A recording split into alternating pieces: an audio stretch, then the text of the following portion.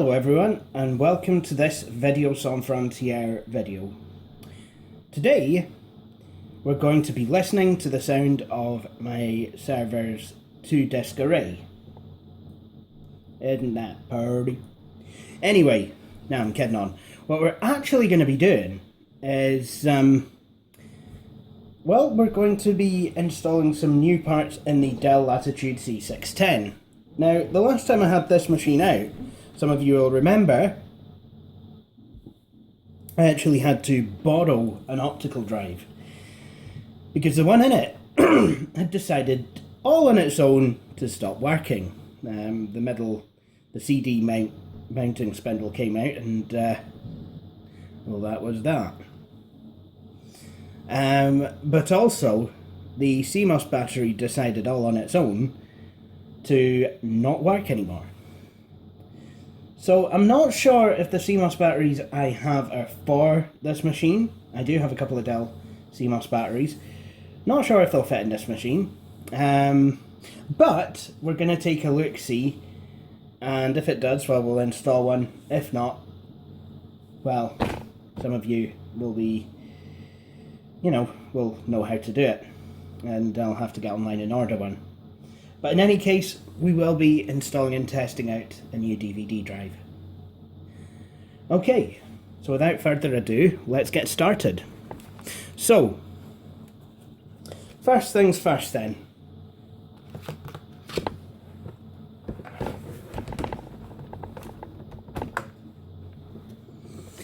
Need to flip the machine upside down.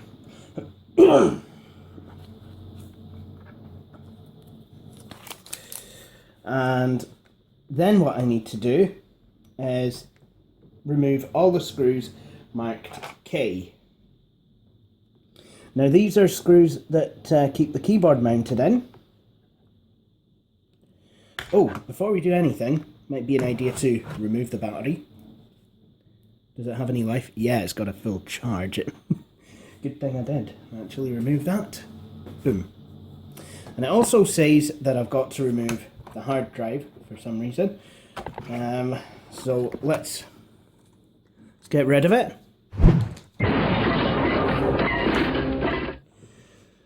It was a wee bit more heavy-handed than I was hoping for, but never mind. Anyway, now it's time to start locating and removing screws. Now, like I said, we want to remove the ones labelled K. And keep them all to hand, keep them all in a safe place.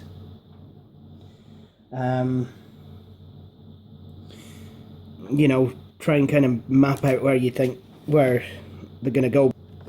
Can't fit like it is. Start putting a laptop back together and screws just will not go where they're supposed to. There's always one, as my brother always used to say. Now on some of the newer Dell Latitudes, the memory is actually CMOS battery is actually under this door. That's not the case on this one. So now we've flipped the machine back over and we want to remove this part here.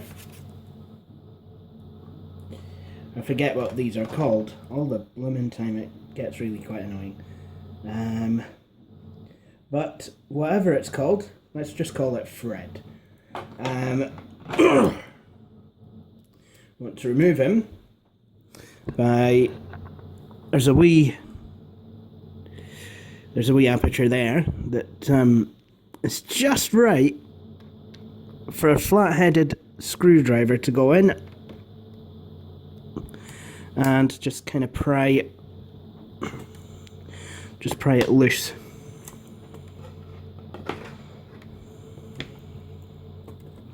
I wonder.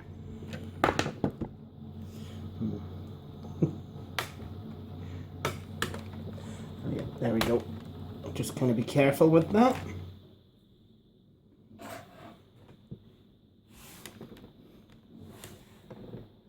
And now should just be a case of pulling the keyboard out.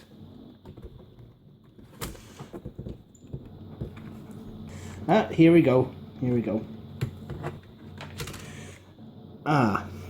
And as I thought, this is not actually the right length CMOS battery. So I'm actually going to have to go and order one. The ones I've got are the longer thin ones, so yeah. But if that was the right CMOS battery, what I would have endeavoured to do is just kind of remove it.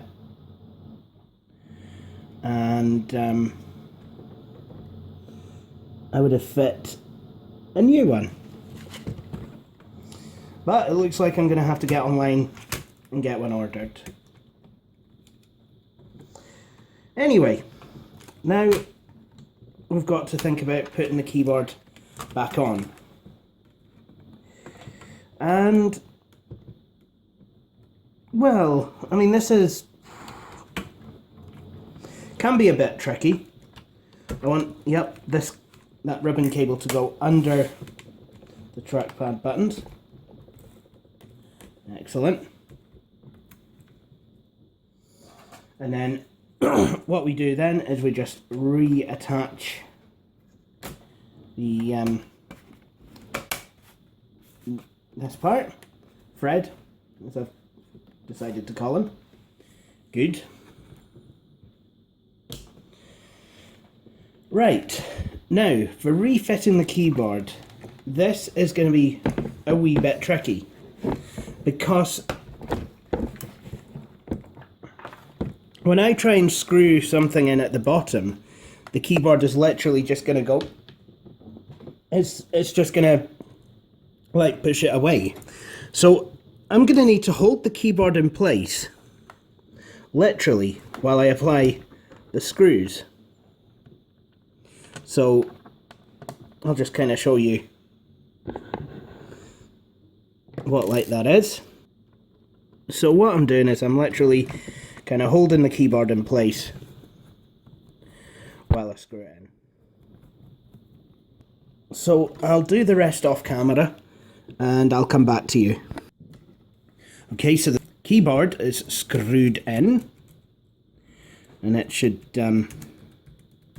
there should be absolutely no movement at all, which there isn't any. So what we're going to do now is reattach some power.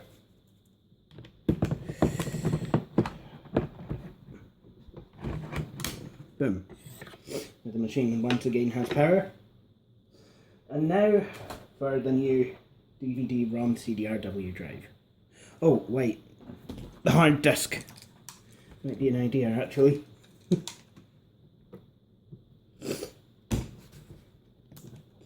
Just literally a case of inserting it back into the bay. There we go. Aye. And now the new DVD-ROM drive, DVD-ROM CDRW combi drive. It's a 24-speed CDRW DVD module. Excellent. It like for like replacement for the drive that was in here.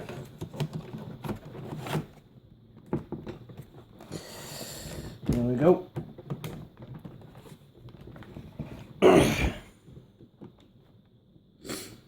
And now, I guess, it's time to start it up.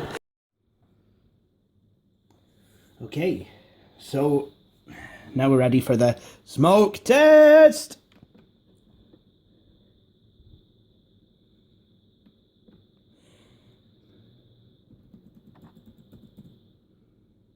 Oh, it's actually, would you look at that?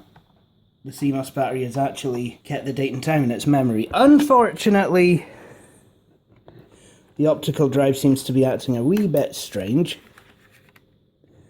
Oh, and that's because someone's left me a CD. Well, isn't that nice? Don't know what's on here, but yeah. And as you can see, hopefully you can, modular bay CDRW DVD combo. Excellent. Now, first thing we're going to do is, why not CFIT boots from a Windows 2000 disk? You know, just to see what happens.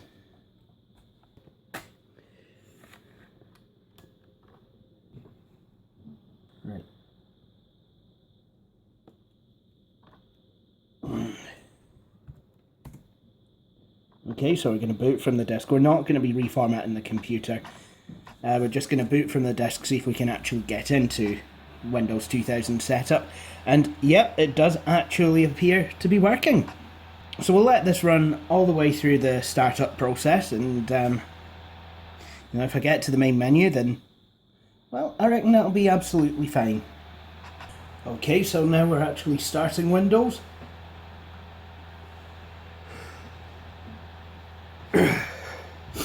I always found it interesting there that setup said starting Windows 2000. Because I, for some reason, thought that this was basically running under some sort of MS-DOS kind of operating system. But no, this is actually running on the Windows 2000 kernel, just with no graphical user interface attached. So there we have it. We are in Windows 2000 setup. So, just to confirm, we can go into the recovery console.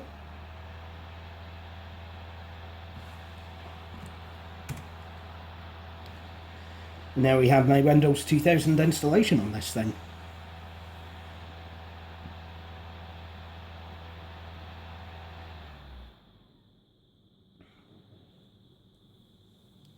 Now it'll load it up and allow me to log on.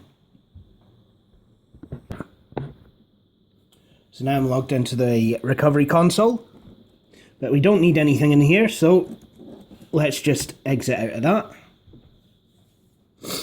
And we'll allow the system to boot normally. Oh dear, battery is critically low. Well, that's not really good.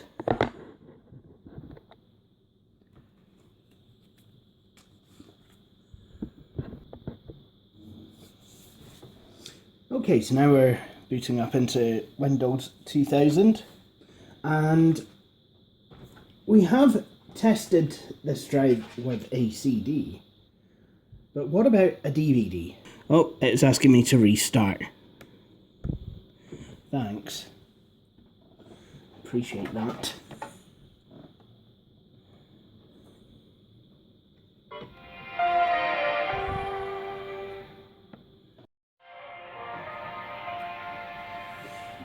Okay, so it got into Windows 2000 much quicker. The reason I think it asked me to restart was because it was a new drive that's in here. So let's have a look, shall we? Let's see.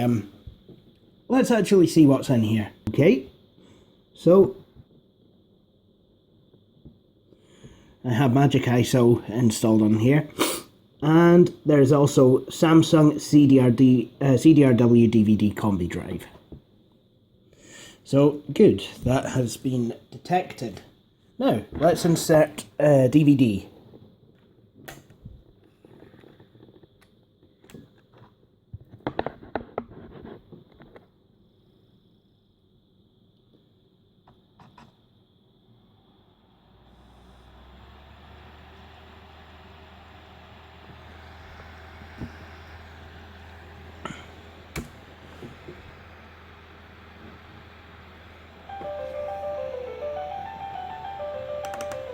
Well, it seems to work fine so far.